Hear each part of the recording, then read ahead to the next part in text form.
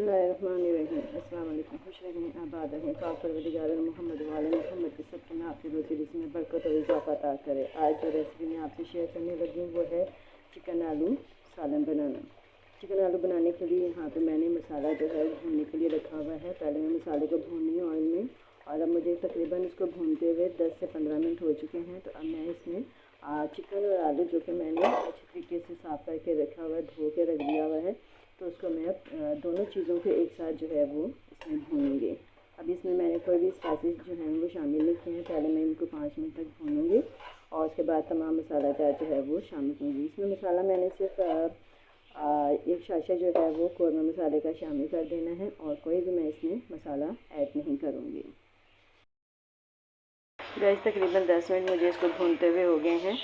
ये देखें, और इसमें मैंने तकरीबन 1 कप के करीब ऑयल शामिल किया था। मैं इसमें ऑयल थोड़ा सा और भी शामिल करूँगी, लेकिन अभी मैं इसकी मसाला जो है वो भूनूँगी। तो यहाँ पे मैं एक पूरा शाशे जो है वो कौरमा मसाले के इसमें ऐड कर रही हूँ, ताकि ये मज़ेदार से हमारा कौरमा मसाला जो है वो आलू गोल चिकन का तैयार हो जाए। तो ये एक शाशे आप शामिल कर लें। अगर आप ज़्यादा स्पाइसी खाना चाहते हैं तो आप इसमें 2 शाशे भी ऐड कर सकते हैं, लेकिन मैं यहाँ पे एक ही जो है वो रखूँगी, क्योंकि मैं स्पाइसी को ज़्यादा नहीं शामिल करूँगी।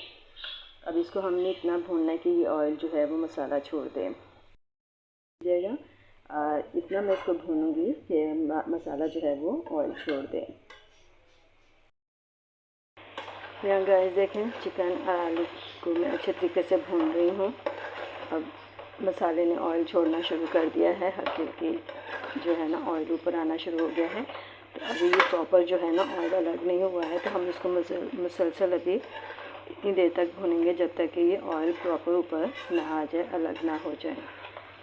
देखें, चिकन और आलू जितने अच्छे तरीके से भुने हुए होंगे, ऑयल अलग होगा, तो ही ये मज़ेदार सा कौरमा हमारा आलू चिकन का तैयार होगा।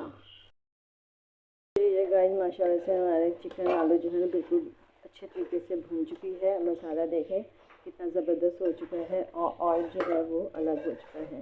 तो अभी इस स्टेज में मैं थोड़ा सा इसमें पानी शामिल करूँगी, ताकि आलू और चिकन जो है वो गल जाए। हाफ डन तो वैसे ये भुनने में ही हो चुके हैं, लेकिन बाकी का जो है वो थोड़ा सा ग्रेवी जो तैयार करूँगी तो उसमें ये तैयार हो जाएंगे। तकरीबन 2 गिलास के करीब मैं इसमें पानी शामिल करूँगी।